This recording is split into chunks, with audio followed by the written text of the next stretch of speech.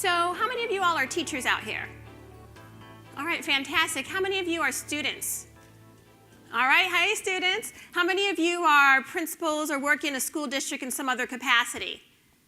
All right, parents. Who are the parents in here? And who are just concerned citizens who are really into education and know that we have a problem in our society? Okay, fantastic. So what we're going to talk about is what if schools weren't schools anymore? So much of the education reform conversation today is based on one thing. How do we transform schools so that we can churn out a workforce for the 21st century, right? Economics and jobs is all great, but I actually want to talk about something a little bit more entertaining. Childhood, okay? So if you think about your childhood, this is the one we want. This is embarrassing picture time, okay? So that's my 3rd birthday. My sister's probably dying like, oh my God, I can't believe you showed that picture. But you see that little pink dragon down there? Yeah, I wasn't a dollhouse girl, I was a medieval castle girl. And I decided that I was going to develop superhero powers and slay that dragon, okay? So I had to figure out how I'm going to sneak in the castle so I don't get burned up while the dragon's trying to burn up the hay in the courtyard, okay? And then you go to school. The teacher does not want to hear that dragon slaying tale, does she? And I was a former teacher, so you're like, okay, honey, that's really great. Let's sit down and do this reading now. Phonics time, okay? And what do? You put all that innovation, all that creativity into a box. We standardized our education experience, and then what do? We test it in a standardized way, and then we freak out, oh my God, some other nation tested higher than we did. So I don't know, maybe you guys know some of these kids, but I don't know a single child out there that wakes up and breaks down the classroom door and saying, oh my gosh, I cannot wait to regurgitate some random facts onto a test. And I definitely don't know any kids that are getting up saying, oof, oof, I'm so excited to go to school because here's our opportunity to do what? Beat China. Haven't heard that before, have you? Okay. What do we have? How many of you all have heard of a creativity crisis that we have in our schools? You heard of that? Exactly. So it turns out that there's actually a test called the Torrance Test for Creativity. They were started back in the 1950s. And this test is actually a greater indicator of future success than, for example, IQ tests.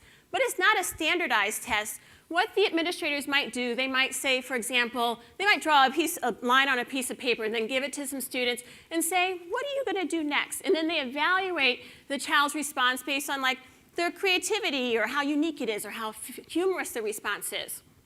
So here's what researchers have found. Since the late 1980s, early 1990s, we've actually had a decline in the results on that test. Researchers have found that students' responses, they're actually less talkative, and I know some of you teachers out there may have a hard time believing that, but they're less talkative, less energetic. They're less apt to see some of the possibilities in different angles. That's a problem because, as we know, there is no one answer to the questions out there in the world, and most problems have more than one solution. Students feel disconnected from their learning. They check out. And what happens when they check out? They drop out. So say they decide they can still jump through the hoops so they don't drop out. They can play the game, get good grades. What do they end up doing?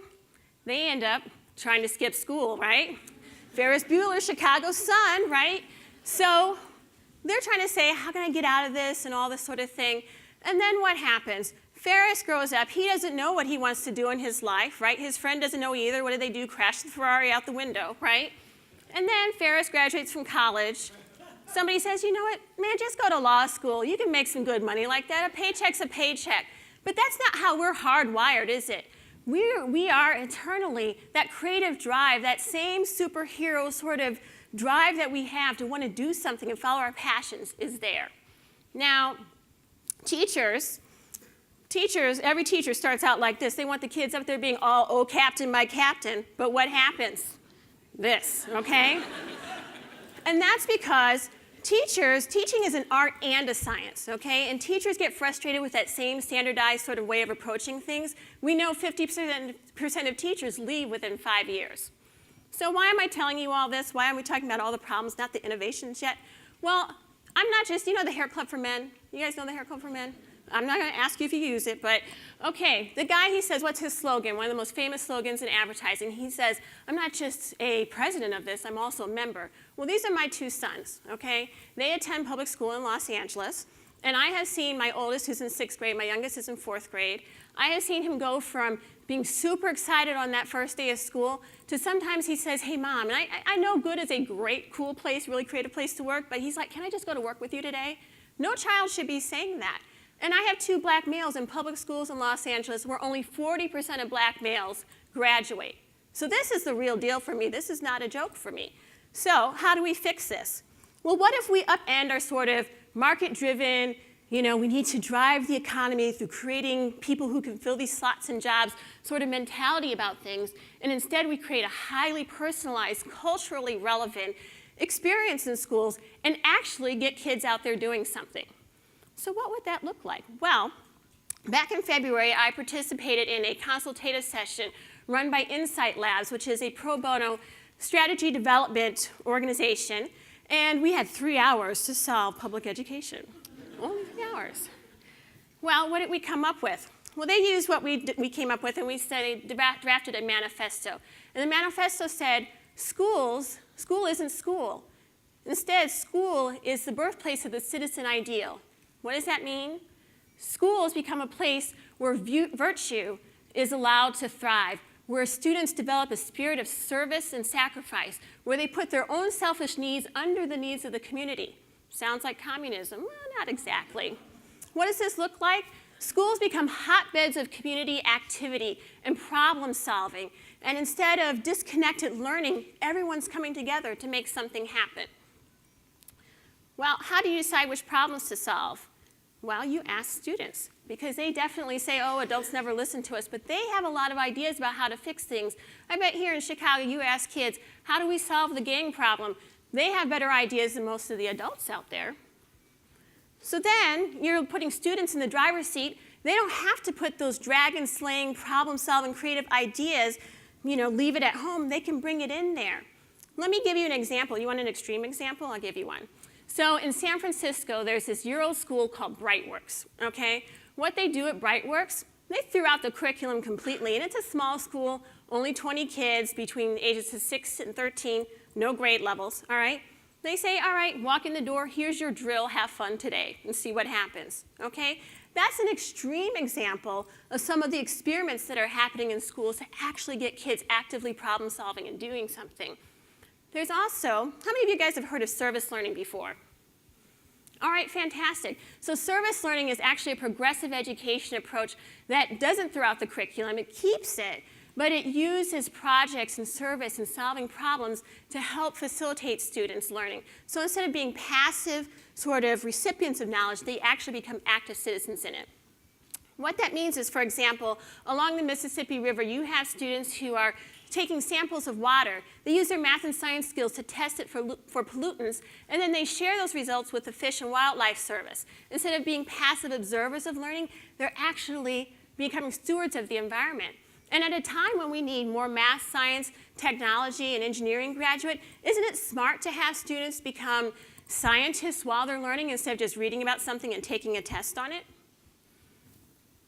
To get in touch with the Service Learning Network, there's actually a Generator School network, and I recommend that every educator loop in with them because they're eager to spread this model and get other people thinking about it. Now, in Los Angeles, actually my neighborhood middle school, it's called King Middle School, and 2 years ago they decided to start an environmental studies magnet at the school. And one of the teachers there, she assigned her kids a project. She said, you're going to carry around your trash for a whole week. Now, here's what the students discovered. They discovered that most of their trash was single-use plastics. Most of that was polystyrene, which you all probably know as styrofoam. And most of that was being generated in the school cafeteria through the little disposable lunch trays. 1,500 students at this school, 1,500 lunch trays per day, none of which is recyclable. Students were pretty horrified, so they did something the teacher did not expect. They said they wanted to get styrofoam banned, not just at their school, but in all of Los Angeles' 900 schools. So they wrote to the superintendent, Daisy. They went to the school board meetings. They got community activists who didn't even have kids at the school involved in this.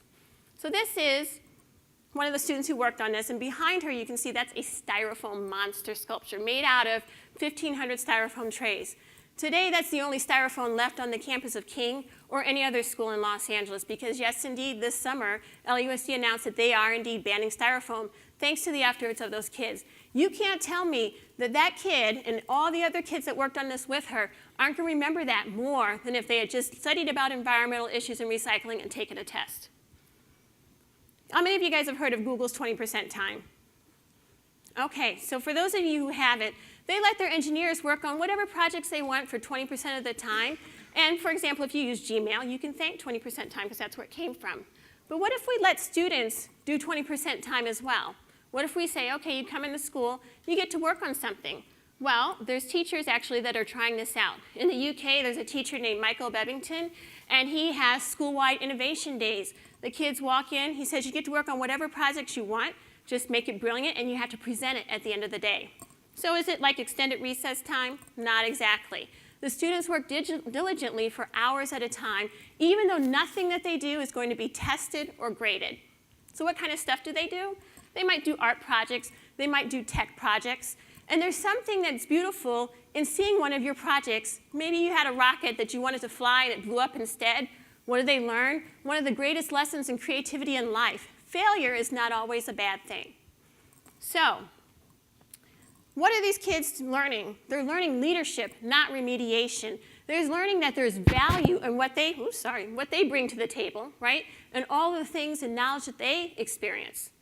They also, kids need jobs. All right, let's get back to the economy. Well, an interesting fact is it turns out that a survey by IBM of 1,500 CEOs actually found out that the most prized attribute of businesses today is creativity. Doesn't it sound like doing this project-based learning, experiential stuff, letting kids have freedom will drive that sort of thing? And after all, experts say we don't know what most of the jobs of the future are going to be, so we don't want to just train kids to go work in Metropolis, do we? So this picture is actually the most high-res photo of Earth ever taken. It's taken by NASA. It's called the Blue Marble. And every time I look at it, there's one thing that becomes really clear.